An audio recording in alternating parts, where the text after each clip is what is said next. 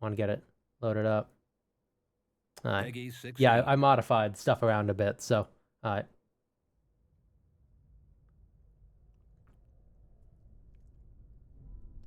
Shit. Here we go. Mikula the Kind spoke of the beginning. Okay. The seduction and the I don't know why I did. betrayal. Oh yeah, it's just for me. Never mind. Okay, so we have Oh god, are they leaning into the aspect that Mikula was kind of a massive manipulator? Okay. And so too was Shadow born. That is a lot of corpses. I hope we get to see that. Like, that's not grafting, though, I don't think. I'm sorry, I'll shut up. Ooh, got those wicker men. One that could never be put to song. We got an omen, I think. A purge without grace or honor. The tyranny of Mesmer's flame. Turn this up just for this bit. Yeah, there's that crucible beast we saw before. In the first trailer.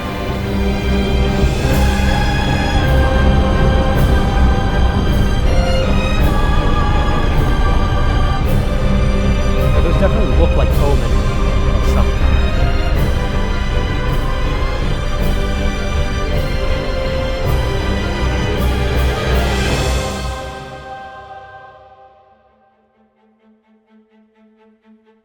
And so kindly Mikula would abandon everything. Ah, okay. So I guess that's like that massacre is what Mikula's running from, maybe?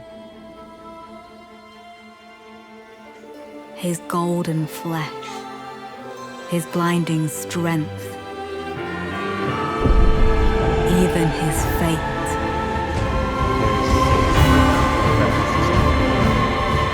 But we are not deterred.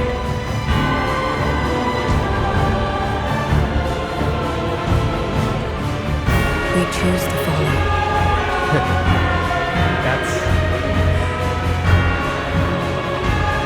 a lot of Will you walk with us?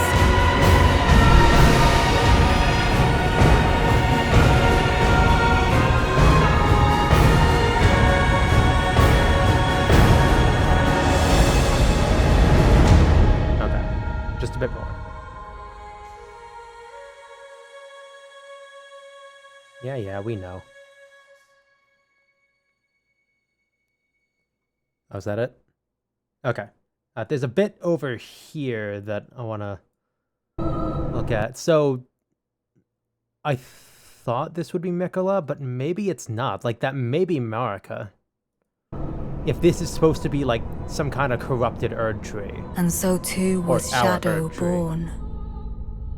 Yeah, because this is, like, this looks like it's a full alternate What followed timeline was a or something. war unseen of Mesmer's flame. Definitely an Order of Crucible thing right there.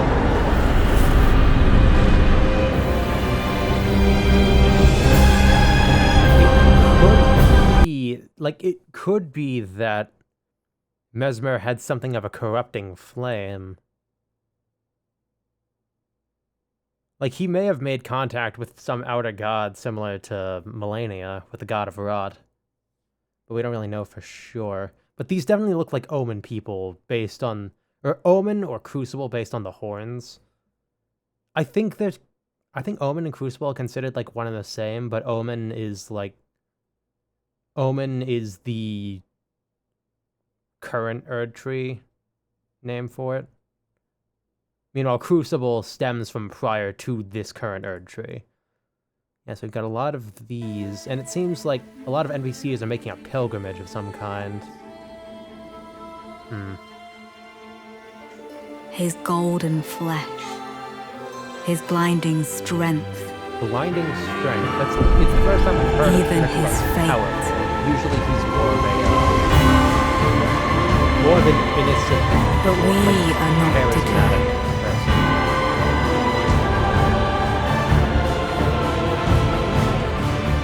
we choose to follow. Okay, but no, that's the Erd tree in the background now. I missed that before when I was looking at the NPCs in the front. Will you walk with us? So, it seems that Mikola and Mesmer are not on the same side. Like, at all. Which is interesting, since Mesmer is supposedly, based on theories right now, the third sibling. You have Melania, you have Mesmer, and you have Mikola. That's the theory right now, at least. So, I don't know how that's gonna go. I really don't. But, I mean, FromSoft, they like to keep things in their trailers vague. Yeah, I think that's all we've got. Still, like, the imagery here, where, like, that's absolutely a ribcage, and, like, of what looks like an Erd tree made out of or coated in, like, an actual mountain of corpses, which is violent as all hell. Question I have is, One that could never be put to song. One that could never be put to song.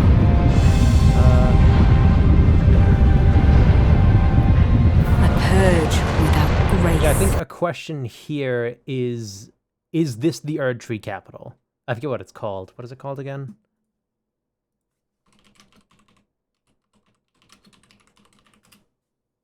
Landel, yeah. Like, is this Landel? If it is, then this is definitely an alternate timeline, but it could not be. Like, what does this say down here?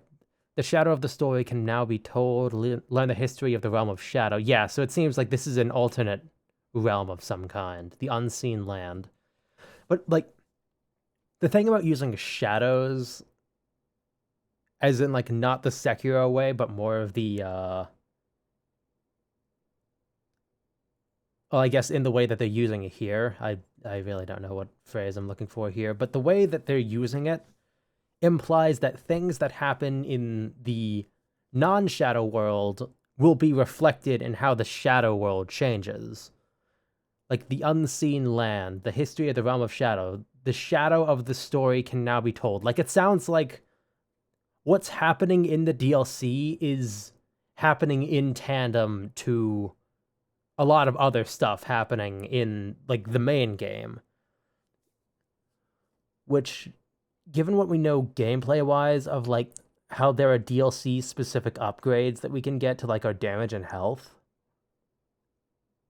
I'm thinking that maybe it was initially designed, or, like, the DLC was intended to be played kind of piecemeal alongside the story, like the main game. But I don't know how that would really work. Like, we know, or we're theorizing, I'm pretty sure we do, there's like a 90% chance it's true, that the DLC gate is the Mikola's egg in Mog's boss chamber. So, and given when you're supposed to fight Mog, where he's like this super secret boss that's like alongside Melania that you have to go through all these hoops to get to, and he's got like endgame scaling and such, it may actually be intended to be a post-game DLC. Like, I'm just spitballing here, but it may be intended to be like a DLC that you're supposed to play after you've already gotten your ending. And maybe like your ending will affect how the DLC plays out. God, that would be weird though, right? Like a post-game Flame of Chaos ending. Like, what the fuck would you do with that? Mesmer's already got, like, some corrupting flames of his own, it looks like. Like, look at these, like, tendrils. There's also snake imagery, which is... like, we already saw the snake imagery, but there's even more snake imagery, so... Odds are this may be where Rykard got the idea for his stuff. I shouldn't have shown that. But yeah, that's pretty much all I want to talk about in terms of DLC.